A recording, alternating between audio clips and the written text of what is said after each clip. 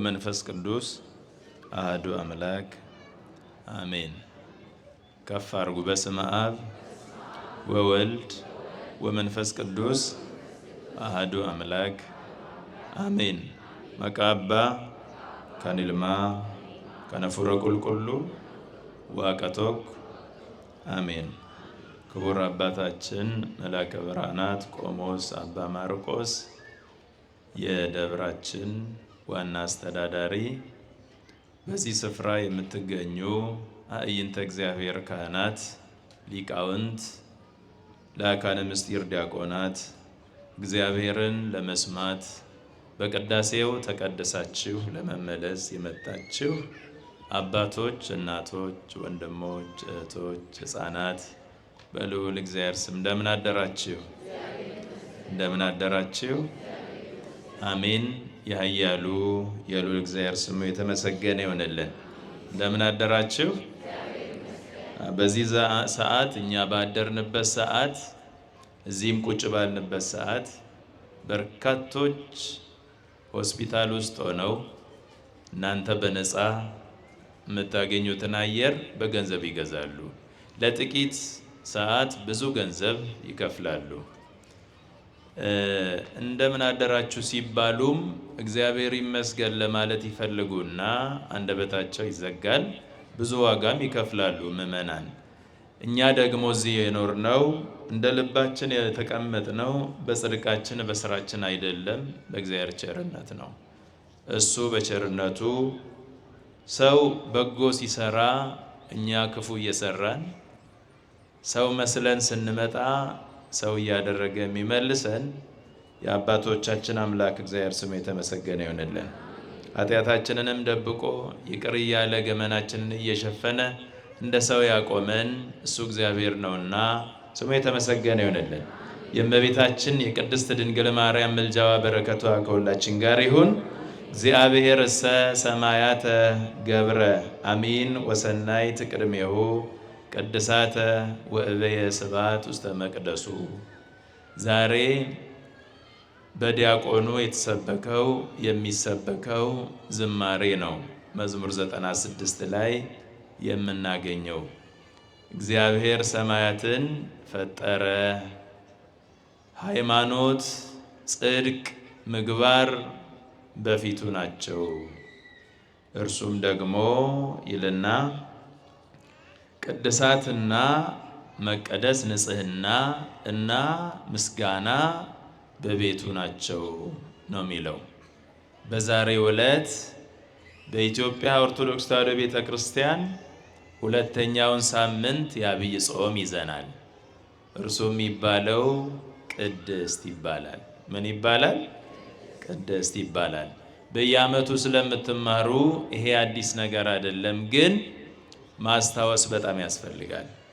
ለምንድነው ቅድስት የተባለው ያላችሁ እንደሆነ በዛሬው ዕለት እንግዲህ ባለፈው ዘወረደ ብለን ጨርሰን ጾመ ሕርቃል የሚባለውን ጨርሰን አሁን ነገ ከሰኞ ጀምሮ ጌታ የጾመውን ጾም እንጀምራለን ማለት ነው። ይህንን ጾም የጾመው ጌታችን መድኃኒታችን ኢየሱስ ክርስቶስ ስለሆነ ቅድስት የተለየች የከበረች ጾም ነች ብለን እናስባለን። ከሱ በፊት ያሉትን አጽዋማት በሙሉ የጾሙት የሰው ልጆች ናቸው፣ ነቢያት ናቸው፣ ቅዱሳን ናቸው፣ ሰዎች ናቸው የጾሙት። የጾሙት ደግሞ አንድ ነገር ፈልገው ነው። እንደ ነነዌ ሕዝብ ያሉት እሳት እንዳያቃጥላቸው ብለው ነው።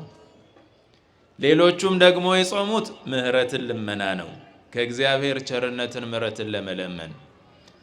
ኢየሱስ ክርስቶስ ጌታችን መድኃኒታችን ኢየሱስ ክርስቶስ ምሕረትን እንዲለምን ለመለመን ነው እንዳንለው ምሕረት አድራጊ ነው። ፈርቶ ነው እንዳንለው ሁሉን የሚያስፈራ ነው። አንድ ነገር ጎድሎት ነው እንዳንለው በሙሉ ሁሉንም ሙሉ የሚያደርግ እግዚአብሔር ነው። ታዲያ ለምን ጾምን ጾመ ሲባል የሰው ልጆች እንዲጾሙ ለማሳየት፣ አንድም ደግሞ ለምን ጾመ ቢባል ከሱ በፊት የነበሩ ነቢያት የጾሙት ጾም በእግዚአብሔር ፊት ተቀባይነት እንዳለው ለማስተማር ወንድሞቼና አባቶቼ። ስለዚህ የኢትዮጵያ ኦርቶዶክስ ተዋሕዶ ቤተክርስቲያን ይህንን ጾም ቅድስት ብላ ስም ያወጣችው በቅዱስ ያሬድ በኩል ሲሆን ቅዱስ ያሬድ ስሙን ሲያወጣው ግን ይህችኛይቷ ጾም በንጽህና የተጾመች በእግዚአብሔር የተጾመች እግዚአብሔር ኢየሱስ ክርስቶስ የጾማት ልዩ ጾም ስለሆነች የከበረች ከሌላ ሁሉ የተለየች እኛን ለመቀደስ ለማስተማር የተጾመች ጾም ነች ሲል ቅድስት ብሎ ተናገረ። ይሄ ሰባቱም ቀን ስለ ቅድስና፣ ስለ ንጽህና፣ ስለ ልዩ መሆን የሚነገርበት ሳምንት ነው። ወንጌሉም ደግሞ የሚነገረው በማቴዎስ ወንጌል ምዕራፍ 6 ቁጥር 16 ጀምሮ የሚነበብ የተነበበ ወንጌል ነው። ጌታችን መድኃኒታችን ኢየሱስ ክርስቶስ ያስተማረበት ነው። እንግዲህ ወንድሞቼና አባቶቼ እግዚአብሔር የሚወደው ጾም አለ። እሱን በትንቢተ ኢሳይያስ ምዕራፍ 58 ላይ ሄዱና አንብቡ። እግዚአብሔር የሚናገረው እንዳውም ለሕዝቡ ያኔ በብሉይ ኪዳን ዘመን እንዲህ ብሎ ነበረ። እናንተ ወደ እኔ ትጮኻላችሁ፣ እውነትን ትፈልጋላችሁ፣ ግን ደግሞ እውነትን እንደሚያደርግ ሰው ከኔ እውነትን ትፈልጋላችሁ። እየሰማችሁኝ ነው? እናንተ እውነትን የምታደርጉ ይመስል ከኔ እውነትን ትፈልጋላችሁ። እናንተ እውነተኛውን ፍርድ የምትፈርዱ ይመስል ከኔ ግን አልቅሳችሁ እውነተኛውን ፍርድ ትፈልጋላችሁ። ነገር ግን እናንተ እውነትንም አትወዱም፣ ፍርድንም ደግሞ በእውነት አትፈርዱም። ስለዚህ አለ በጾማችሁ ቀን እንዲህ ትላላችሁ፣ እኛ ይህን ሁሉ ጾም እየጾምን እያለቀስን እየጮህን ወደ እግዚአብሔር እያለቀስን ምን ነው እግዚአብሔር ለምን አያየንም ትላላችሁ። ነገር ግን እኔ እግዚአብሔር የምፈልገው ጾም አሁን እየጾማችሁ ያላችሁትን አይነት ጾም ነውን ይልና እንዲህ ይላል፣ በጾማችሁ ቀን አለ ፈቃዳችሁን ታደርጋላችሁ። የገዛ ፈቃዳችሁን እያደረጋችሁ ጾምን ትላላችሁ። የገዛ ሰራተኞቻችሁን በቤት ውስጥ እያስጨነቃችሁ ጾምን ትላላችሁ። ከቤተሰቦቻችሁ ከችግረኞች እናንተ ገንዘብ ያላችሁ ሰዎች ገንዘቦቻችሁን እየደበቃችሁ የእናንተ ዘመዶች እየተራቡ እናንተ እየጠገባችሁ ግን ጾምን ትላላችሁ። እኔ የምፈልገው ጾም እንዲህ አይነት ጾም ነው ወይ አለ ይላል። እኔ የምፈልገው ጾም ይሰማል አይደል? እኔ የምፈልገው ጾም እንዲህ አይነቱን ጾም ነው ወይ? ቤተሰቦቻችሁን እያስጨነቃችሁ እየጾማችሁ በሰው ላይ ቀንበርን እየጫናችሁ እየጾማችሁ ነገር ግን ክፉ እየሰራችሁ እየጾማችሁ ወደ እግዚአብሔር ስትመጡ ግን እኛ እየጾምን ነው እግዚአብሔር ለምን አይሰማንም ብላችሁ ጥያቄ ታቀርባላችሁ። እኔ የምፈልገው ጾም ግን እንደዚህ አይነቱን ጾም አይደለም አለ። እኔ የምፈልገው ጾም የቀንበርን እስራት ትፈቱ ዘንድ ነው። በመካከላችሁ የሚሰቃዩትን ሰዎች ስቃዮቻቸውን እንድታዩ ነው የምፈልገው በጾማችሁ ቀን። ደግሞም እናንተ ስትጾሙ በመካከላችሁ ዘመዳችሁ ተቸግሮ ሲኖር ገንዘባችሁን ከዘመዳችሁ እንዳትደብቁ ነው። ያን ጊዜ እግዚአብሔር ብርሃኑን ያበራላችኋል አለ። እኔ የምፈልገው ጾም አለ እግዚአብሔር የቀንበርን እስራት ትፈቱ ዘንድ እፈልጋለሁ አለ እግዚአብሔር። የተቸገሩ ዘመዶቻችሁን ትረዱ ዘንድ እፈልጋለሁ። በጾማችሁ ቀን ነው ያለው። በጎ ስራ እንድትሰሩ እፈልጋለሁ። የተራቡትን ትመግቡ ዘንድ፣ የታሰሩትን ትጠይቁ ዘንድ፣ የተቸገሩትን ከችግራቸው ታላቅቁ ዘንድ ይሄን እፈልጋለሁ። ጾማችሁ እንዲህ ሲሆን ነው የምፈልገው። ያን ጊዜ አለ የእግዚአብሔር ብርሃን ይበራላችኋል። ወደ እግዚአብሔርም ስትጮኹ እግዚአብሔር አቤት ይላችኋል። ጨለማችሁም እንደ ቀትር ብርሃን ይሆንላችኋል። እግዚአብሔር የሚፈልገውን ጾም ስትጾሙ እግዚአብሔር እነሆኝ አለው ይላችኋል አለ። ነገር ግን አለ አሁን የምትጾሙት ጾም አላቸው ያን ጊዜ የነበሩትን ሰዎች በግፍ ጡጫ እየተደባደባችሁ ትጾማላችሁ። እግዚአብሔር የማይወደውን አይነት ጾም ትጾማላችሁ። ስለዚህ አለ እግዚአብሔር እኔ የምፈልገው ጾም እንደዚህ አይነቱን ጾም አይደለም ማለና ወቀሳቸው ይላል። ያኔ የነበረውን ጾም ካሳለፉ በኋላ በአዲስ ኪዳን እንደገና ኢየሱስ ክርስቶስ ሌላ አዲስ ጾም ደግሞ መጥቶ ሰራልን። ያኔ የነበሩት ሰዎች የጾሙትን ጾም እግዚአብሔር እንደዚህ አድርጎ ከወቀሳቸው በኋላ በአዲስ ኪዳን ደግሞ መጣና ጌታችን መድኃኒታችን ኢየሱስ ክርስቶስ አዲስ ጾም ደግሞ ጾመልን። ምን አይነቱን ጾም ሲባል ንጹህ ጾም ጾመ። በህሊና ንጹህ፣ በልቡ ንጹህ፣ በአጿጿሙ ልዩ፣ ምንም አይነት እንከን የሌለበትን ጾም ጾመ። ያ ጾም ቅድስት ተባለ። ያቺ ጾም ልዩ ነች፣ ቅድስት ነች፣ ንጽሕት ነች ተባለ። ስለዚህ ጌታ ሲያስተምር ምን አለ? እንግዲህ አለ ከጾመ በኋላ እናንተ ስትጾሙ እንደ ግብዞች አትሁኑ። ግብዞች ሲጾሙ ምራቃቸውን አድርቀው ፊታቸውን አጠውልገው በሰው ዘንድ እንደሚጾሙ እንዲታወቅላቸው ጠውልገው ይሄዳሉ። እናንተ ግን ስትጾሙ እንደዛ አትጾሙ። ደስ እያላችሁ እንድትጾሙ ቅባትን እየተቀባችሁ ጾሙ አለ። ፊታችሁን እየታጠባችሁ ቅባት እየተቀባችሁ ጾሙ አለ።